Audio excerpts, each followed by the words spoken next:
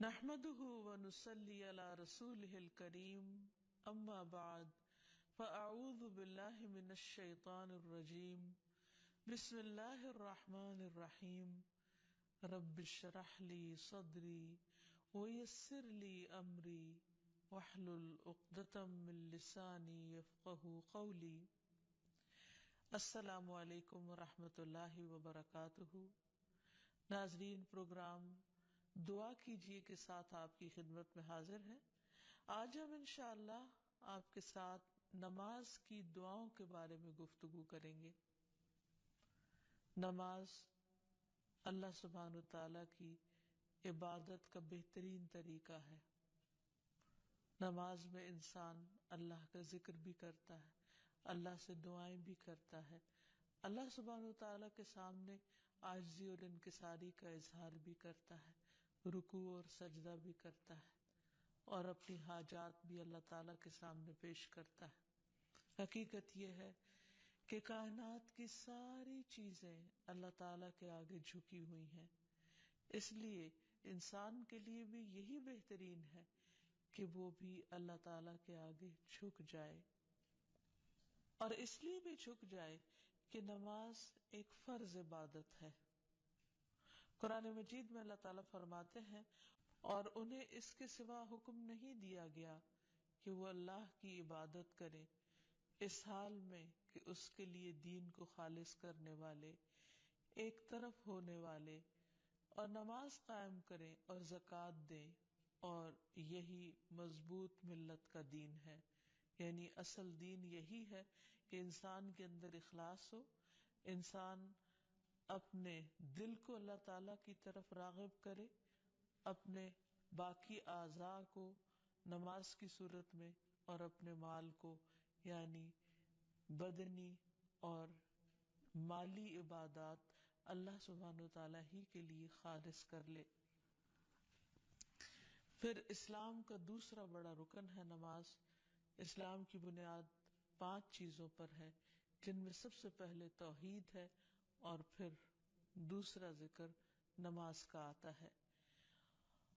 نبی صلی اللہ علیہ وسلم نے بار بار اس کی تلقین فرمائی۔ ایک دیہاتی آپ کی خدمت میں حاضر ہوا اور عرض کیا، یا رسول اللہ صلی اللہ علیہ وسلم، اسلام کیا ہے؟ آپ نے فرمایا، دن رات میں 5 نمازیں پڑھنا۔ اس نے پوچھا، کیا ان کے علاوہ بھی مجھ پر کوئی نماز فرض ہے؟ آپ نے فرمایا نہیں۔ تو گویا یہ ایک بیسک منیمم ریکوائرمنٹ ہے کہ ہر انسان اپنے رب کے سامنے، یعنی ہر مومن اپنے رب کے سامنے دن میں 5 بار جھکے اور وقت کی پابندی کے ساتھ حاضری دے۔ پھر اسی طرح اللہ سبحانہ وتعالی دن میں 2 بار فرشتوں سے بندوں کی نمازوں کی رپورٹ لیتے ہیں، خبر لیتے ہیں۔ رسول اللہ صلی اللہ علیہ وسلم نے فرمایا، تمہارے پاس دن اور رات میں فرشتے باری باری آتے ہیں، اور وہ نماز فجر اور نماز عصر میں جمع ہوتے ہیں۔ جو فرشتے رات کو تمہارے پاس رہیں وہ آسمان پر جاتے ہیں، تو ان کا رب ان سے پوچھتا ہے، حالانکہ وہ اپنے بندوں کا حال خوب جانتا ہے، کہ تم نے میرے بندوں کو کس حال میں چھوڑا؟ وہ کہتے ہیں، ہم نے اس حال میں چھوڑا کہ وہ نماز پڑھ رہے تھے، اور اس حال میں ان کے پاس پہنچے کہ وہ نماز پڑھ رہے تھے۔ تو اللہ سبحانہ وتعالی انسان سے کوئی رزق نہیں چاہتے، انسان سے کیوں؟ تو اللہ سبحانہ وتعالی نے بندوں کو پیدا ہی اپنی عبادت کے لیے کیا ہے۔ وہ ان سے دنیا کا مال یا رزق نہیں چاہتے، وہ چاہتے ہیں کہ بندے اپنی بندگی کا ثبوت دیں اور اس کے لیے وہ طریقہ اختیار کریں جو اللہ تعالیٰ نے خود ان کو اس کام کے لیے سکھایا ہے، یعنی نماز۔ پھر اس کے علاوہ یہ بات بھی یاد رہے کہ نماز صرف ایک فریضہ ہی نہیں، یا نماز صرف اللہ سبحانہ وتعالی کا حکم ماننا ہی نہیں، بلکہ نماز انسان کے گناہوں کی آگ کو بجھانے کا کام بھی دیتی ہے۔ یعنی خود انسان کے لیے پیوریفیکیشن اور تزکیہ کا کام کرتی ہے اور اس کو برے انجام سے بچاتی ہے۔ رسول اللہ صلی اللہ علیہ وسلم نے فرمایا، جب ہر نماز کا وقت شروع ہوتا ہے تو ایک منادی کو بھیجا جاتا ہے، یعنی جو آواز لگاتا ہے، وہ یوں اعلان کرتا ہے، آدم کے بیٹو اٹھو اور اس آگ کو بجھاؤ جو تم نے اپنے نفسوں کے لیے جلائی ہے۔ تو وہ کھڑے ہوتے ہیں اور وضو کرتے ہیں تو ان کی آنکھوں سے گناہ جھڑ جاتے ہیں، اور جب وہ نماز پڑھتے ہیں تو اس اور سابقہ نماز کے درمیانی وقفے میں ہونے والے گناہ بخش دیے جاتے ہیں۔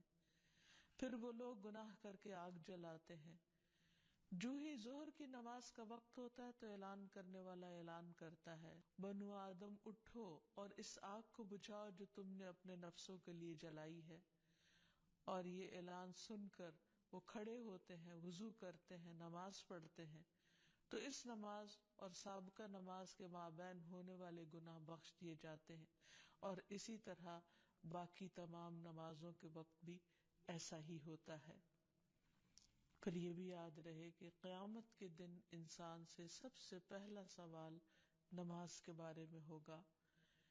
حدیث میں آتا ہے کہ اللہ تعالیٰ فرشتوں سے فرمائے گا، حالانکہ وہ خود ہی خوب جاننے والا ہے، کہ میرے بندے کی نماز دیکھو کہ کیا اس نے اس کو پورا کیا ہے یا اس میں کوئی کمی ہے۔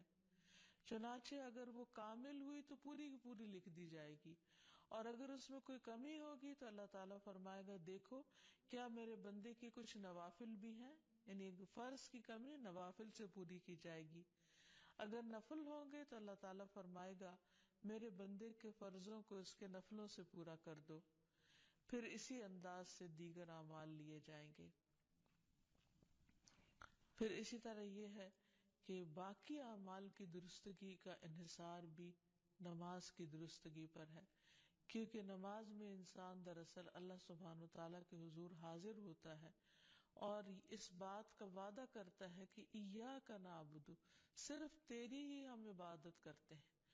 اور پھر اگر نماز کے بعد یعنی سلام پھیرنے کے بعد وہ اللہ تعالیٰ کی باتیں ماننے سے انکار کرتا ہے یا اللہ تعالیٰ کی نافرمانی کرتا ہے تو پھر ایک طرح سے وعدہ خلافی کرتا ہے، اور پھر تھوڑی دیر کے بعد دوبارہ وقت ہو جاتا ہے تو دوبارہ اللہ تعالیٰ کے پاس جاتے ہوئے پھر وہ شرماتا ہے، گھبراتا ہے، اور جب وہ کہتا ہے ایاک نعبد و ایاک نستعین تو گویا اللہ تعالیٰ کو راضی کرتا ہے، لیکن پھر وہ بھول جاتا ہے اور پھر دوبارہ۔ تو اس طرح نماز انسان کو مسلسل گناہوں سے پاک کرتی رہتی ہے، بری عادات سے پاک کرتی رہتی ہے، اللہ تعالیٰ کی عبادت کے قابل بناتی ہے۔ اور پھر یہ بھی کہ نہ صرف یہ کہ انسان کی دنیاوی حالت کو درست کرتی ہے بلکہ قبر میں بھی اس کے لیے روشنی کا ذریعہ ہوگی، اس کی حفاظت کا ذریعہ ہوگی۔ اور قبر میں بندے کی حسرت کیا ہوگی؟ ابو ہریرہ کہتے ہیں کہ نبی صلی اللہ علیہ وسلم ایک قبر کے پاس سے گزرے اور اسے حال میں ہی دفن کیا گیا تھا، تو آپ نے فرمایا، یہ 2 رکعتیں جو کتنی خفیف ہوتی ہیں اور تم لوگ انہیں حقیر اور زائد سمجھتے ہو، یعنی 2 نفل پڑھتے ہوئے گھبراتے ہو، لیکن وہ 2 رکعتیں اگر یہ صاحب قبر اپنے عمل میں زیادہ کر لیتا تو اس کی نظر میں باقی تمام دنیا سے بھی زیادہ اس کو محبوب ہوتی۔ یعنی اگر وہ یہ نماز پڑھ لیتا تو اس وقت اس کو یہ نماز یعنی 2 رکعتیں جو ہیں ہر چیز سے زیادہ پیاری ہوتی جو اس وقت اس کے پاس ہے۔ پھر یہ بھی یاد رہے کہ نبی صلی اللہ علیہ وسلم کے آخری الفاظ نماز کے بارے میں تھے، اور اسلام میں بچوں کو بھی سب سے پہلے دین کی جو چیز سکھانے کی ضرورت ہے وہ نماز ہی ہے، یعنی عملی زندگی میں۔ چونکہ اس نماز کے بہت سارے فائدے ہیں، اس لیے انسان کو نماز شوق کے ساتھ پڑھنی چاہیے اور اس کو اپنے اوپر بوجھ نہیں سمجھنا چاہیے۔ نماز اللہ سبحانہ وتعالیٰ کی رحمت کا ذریعہ ہے۔ اللہ تعالیٰ فرماتے ہیں وَأَقِيمُوا الصَّلَاةَ وَآتُوا الزَّكَاةَ وَأَطِيعُوا الرَّسُولَ لَعَلَّكُمْ تُرْحَمُونَ۔ نماز قائم کرو، زکوٰۃ ادا کرو، رسول کی اطاعت کرو تاکہ تم پر رحم کیا جائے۔ نبی صلی اللہ علیہ وسلم نے فرمایا جب تم میں سے کوئی شخص نماز کے لیے کھڑا ہوتا ہے تو اللہ تعالیٰ کی رحمت اس کی طرف متوجہ ہوتی، یعنی وہ رحمت کا مستحق ہو جاتا ہے، اور ایسے بندے سے اللہ سبحانہ و تعالیٰ خوش ہوتے ہیں، کیونکہ ایسے لوگ اللہ تعالیٰ کو راضی کرنے کے لیے دوڑ دھوپ کر رہے ہوتے ہیں۔ فرمایا جو مسلمان مرد نماز اور ذکر کے لیے مسجدوں میں پابندی سے حاضر ہوتا ہے، اللہ تعالیٰ اس سے ایسا خوش ہوتے ہیں جس طرح مسافر کے گھر والے اس کے گھر واپس آنے پر خوش ہوتے ہیں۔ یعنی ایک شخص لمبے طویل سفر کے بعد جب گھر لوٹتا ہے تو گھر والوں کی خوشی کا ٹھکانہ نہیں ہوتا۔ تو اسی طرح جب ایک بندہ اپنے دنیا کے کام کاج چھوڑ کر مسجد میں حاضری دیتا ہے تو اللہ سبحانہ و تعالیٰ بھی اس سے اسی طرح خوش ہوتے ہیں۔ پھر اسی طرح خصوصی طور پر جو شخص فجر کی نماز پڑھتا ہے وہ اللہ کے ذمے میں آ جاتا ہے، اللہ تعالیٰ کی پناہ میں آ جاتا ہے۔ رسول اللہ صلی اللہ علیہ وسلم نے فرمایا جس نے صبح کی نماز پڑھی وہ شام تک اللہ کے ذمے میں ہے۔ پھر اسی طرح ایسا شخص فرشتوں کی دعائیں پاتا ہے۔ رسول اللہ صلی اللہ علیہ وسلم نے فرمایا جب کوئی شخص نماز کے بعد اپنی جائے نماز پر بیٹھا رہتا ہے تو فرشتے اس پر صلات پڑھتے رہتے ہیں، اور فرشتوں کی صلات کیا ہے؟ اللہم اغفر لہ، اللہم ارحمہ، اے اللہ تو اسے بخش دے، اے اللہ تو اس پر رحم فرما۔ تو اس سے یہ بھی پتہ چلتا ہے کہ نماز کا سلام پھیرتے نہیں اٹھ جانا چاہیے، بلکہ اپنی جگہ پر بیٹھ کر دعا کرنی چاہیے، ذکر کرنا چاہیے، اور خاص طور پر اگر ایک نماز کے بعد دوسری نماز کا انتظار کرنا پڑے تو اس سارے وقت میں، اس سارے عرصے میں ایسا شخص فرشتوں کی دعائیں لیتا رہتا ہے۔ پھر اسی طرح یہ ہے کہ نماز سے انسان کے گناہ جھڑتے ہیں، اس کے بوجھ ہلکے ہوتے ہیں، اور پھر انسان کو پاک کرنے کا ذریعہ بنتی ہے۔ رسول اللہ صلی اللہ علیہ وسلم نے فرمایا جب بندہ وضو کرتا ہے اور کامل وضو کر کے نماز شروع کرتا ہے، اور کامل یعنی مکمل نماز پڑھتا ہے، تو اپنی جگہ سے ایسے نکلتا ہے جیسے ماں کے پیٹ سے وہ اپنے تمام گناہوں سے پاک ہو چکا ہوتا ہے۔ ویسے بھی آپ صلی اللہ علیہ وسلم نے ایک مشہور اگزامپل میں یہ سمجھایا کہ کیا تم میں سے کسی شخص کے دروازے پر اگر نہر ہو اور وہ دن میں 5 مرتبہ اس میں نہائے تو اس کے جسم پر کوئی میل کوئی چیل باقی رہے گا؟ تو لوگوں نے عرض کیا کہ ہرگز نہیں۔ تو آپ نے فرمایا جو شخص 5 نمازیں پڑھتا ہے تو اس پر بھی کسی قسم کے گناہ باقی نہیں رہتے۔ آپ نے ایک اور جگہ پر یہ بھی فرمایا کہ مسلمان بندہ جب اللہ کی رضا حاصل کرنے کے لیے نماز پڑھتا ہے تو اس کے گناہ اسی طرح جھڑ جاتے ہیں جیسے اس درخت کے یہ پتے جھڑتے ہیں، یعنی جو خزاں کے موسم میں درختوں سے پتے جھڑتے ہیں تو کچھ بھی باقی نہیں رہتا۔ اسی طرح نماز کے ساتھ سارے گناہ ایسے صاف ہوتے ہیں کہ کچھ بھی اس کے اوپر بوجھ باقی نہیں رہتا۔ پھر اسی طرح انسان کی برائیاں دور ہو جاتی ہیں، بری عادات دور ہوتی ہیں، دنیا اور آخرت میں انسان کو نور نصیب ہوتا ہے، کیونکہ نبی صلی اللہ علیہ وسلم نے فرمایا کہ الصلاۃ نور، نماز نور ہے، انسان اس سے راحت اور سکون پاتا ہے۔ نبی صلی اللہ علیہ وسلم جب پریشان ہوتے تو حضرت بلال کو کہتے کہ یا بلال نماز قائم کرو، یعنی اذان دو اور مجھے راحت پہنچاؤ۔ آپ نے اسے اپنی آنکھوں کی ٹھنڈک قرار دیا۔ پھر اسی طرح قرآن مجید سے یہ بھی پتہ چلتا ہے کہ نماز انسان کو برائیوں اور بے حیائیوں سے بھی روکتی ہے۔ اللہ تعالیٰ فرماتے ہیں ان الصلاۃ تنہی عن الفحشاء والمنکر، کہ نماز انسان کو بے حیائی اور برائی سے روکتی ہے۔ وَلَذِكْرُ اللَّهِ اکبر، اور اللہ کا ذکر یقیناً سب سے بڑا ہے۔ وَاللَّهُ يَعْلَمُ مَا تَصْنَعُونَ، اور اللہ خوب جانتا ہے جو تم کرتے ہو، یعنی جو بھی تمہارے اعمال ہیں ان سے خوب واقف ہے۔ پھر اسی طرح یہ ہے کہ انسان سے برے اخلاق اور بری صفات جو ہیں وہ ختم ہوتی چلی جاتی ہیں، کیونکہ اللہ تعالیٰ کا وعدہ ہے کہ جو شخص اپنی نماز میں پابندی کرے گا وہ ان چیزوں سے بچے گا۔ ان الانسان خلق ہلوعا اذا مسہ الشر جزوعا واذا مسہ الخیر منوعا الا المصلین الذین هم علی صلاتهم دائمون. بلا شبہ انسان تھوڑ دلا بنایا گیا ہے، جب اسے کوئی تکلیف پہنچتی ہے تو گھبرا اٹھتا ہے، جب اسے مال ملتا ہے تو بخیل بن جاتا ہے، سوائے نماز ادا کرنے والوں کے جو اپنی نماز پر ہمیشگی اختیار کرتے ہیں. یعنی ایسے لوگ پھر ان برائیوں سے بچ جاتے ہیں. پھر اسی طرح روزمرہ زندگی میں پیش آنے والے جو فتنے ہیں ان کا کفارہ بھی نماز بنتی ہے. پھر اسی طرح قیامت کے دن برہان اور نجات کا ذریعہ بنے گی نماز، اور جو شخص نمازیں ضائع نہ کرے اس سے جنت کا وعدہ کیا گیا ہے. رسول اللہ صلی اللہ علیہ وسلم نے فرمایا، اللہ نے اپنے بندوں پر 5 نمازیں فرض کر دی ہیں، جو شخص انہیں اس طرح ادا کرے کہ ان میں سے کسی چیز کو ضائع نہ کرے اور نہ ان کا حق معمولی سمجھے تو اللہ تعالیٰ کا وعدہ ہے کہ اسے جنت میں داخل کرے گا، اور جو انہیں اس طرح ادا نہ کرے تو اس سے اللہ تعالیٰ کا کوئی وعدہ نہیں، چاہے تو سزا دے چاہے تو معاف کر دے. اس لیے نماز کے سلسلے میں یہ بات بھی یاد رہے کہ انسان نماز کو صحیح طریقے پر ادا کرے، یعنی پورے آداب، شرائط اور سنن واجبات کی پابندی کرتے ہوئے.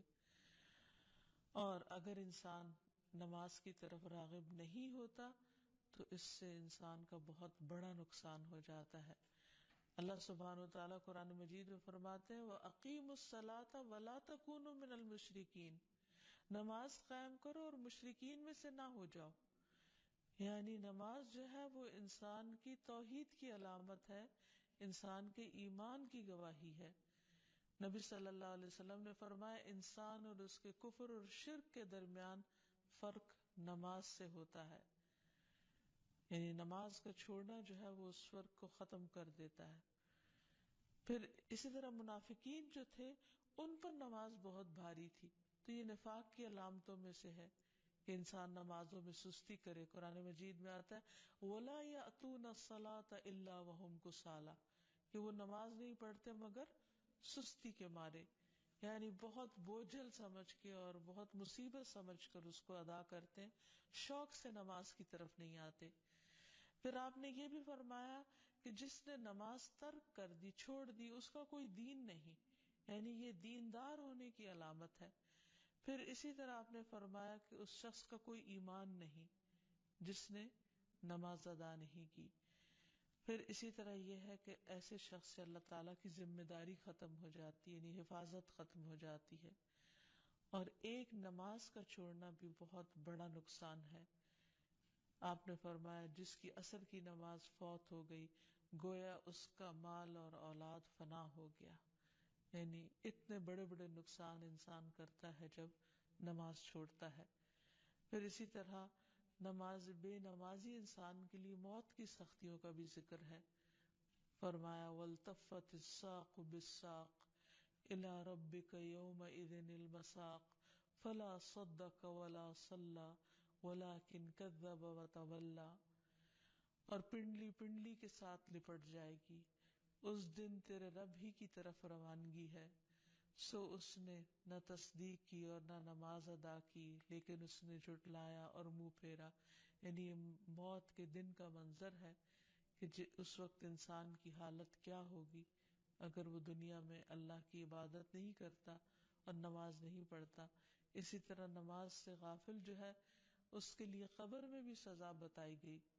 سمرہ بن جندب کہتے ہیں نبی صلی اللہ علیہ وسلم کے خواب کو بیان کرتے ہوئے آپ نے فرمایا کہ جس ایک شخص کو دیکھا آپ نے کہ جس کا سر پتھر سے کچلا جا رہا تھا، وہ قرآن کا حافظ تھا مگر وہ قرآن سے غافل ہو گیا تھا اور فرض نماز پڑھے بغیر سو جایا کرتا تھا.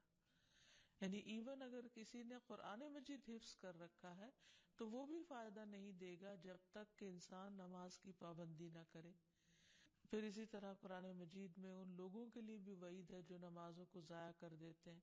فرمایا فویل للمصلین الذین هم عن صلاتهم ساہون. پھر ایسے نمازیوں کے لیے ہلاکت ہے جو اپنی نماز سے غافل رہتے ہیں. مصعب اس آیت کی تفسیر میں مصعب بن سعد کہتے ہیں کہ میں نے اپنے والد سے کہا، ابا جان، اللہ تبارک و تعالیٰ کا یہ فرمان ہے کہ الذین ھم عن صلاتہم ساہون، تو ہم میں سے کون ہے جو نماز نہیں بھولتا اور کس کے دل میں خیالات نہیں گزرتے؟ تو انہوں نے کہا اس کا یہ مطلب نہیں، بلکہ اس آیت سے وقت کا ضائع کرنا مراد ہے کہ انسان فضول کاموں میں لگا رہے یہاں تک کہ نماز کا وقت چلا جائے، قضا ہو جائے یا بہت تاخیر کر دے انسان۔ اور پھر اہل جہنم سے لوگ، اور قیامت کے دن جب اہل جہنم سے یہ پوچھا جائے گا ما سلککم فی سقر، تم نے جہنم میں تمہیں کیا چیز لے گئی؟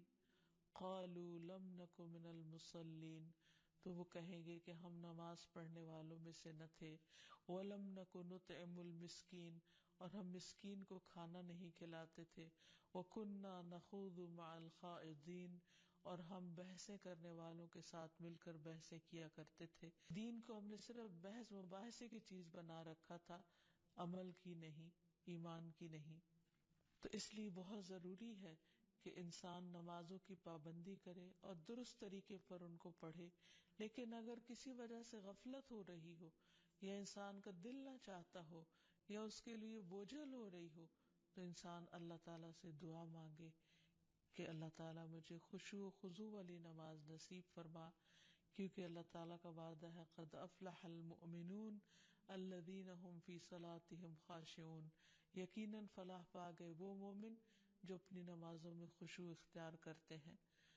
اور پھر یہ دعا بھی پڑھتا رہے، رب اجعلنی مقیم الصلاۃ ومن ذریتی ربنا وتقبل دعا، اے میرے رب مجھے بھی اور میری اولاد کو بھی نماز قائم رکھنے والا بنا، اے پروردگار میری یہ دعا قبول فرما لے۔ پھر اسی طرح یہ ہے کہ انسان فرض نماز کے بعد خصوصی طور پر دعا کرے، کیونکہ وہ دعا کی قبولیت کا وقت ہوتا ہے۔ پھر ہر نماز کے بعد تسبیحات فاطمہ پڑھے، 33 بار سبحان اللہ، 33 بار الحمدللہ اور 34 بار اللہ اکبر۔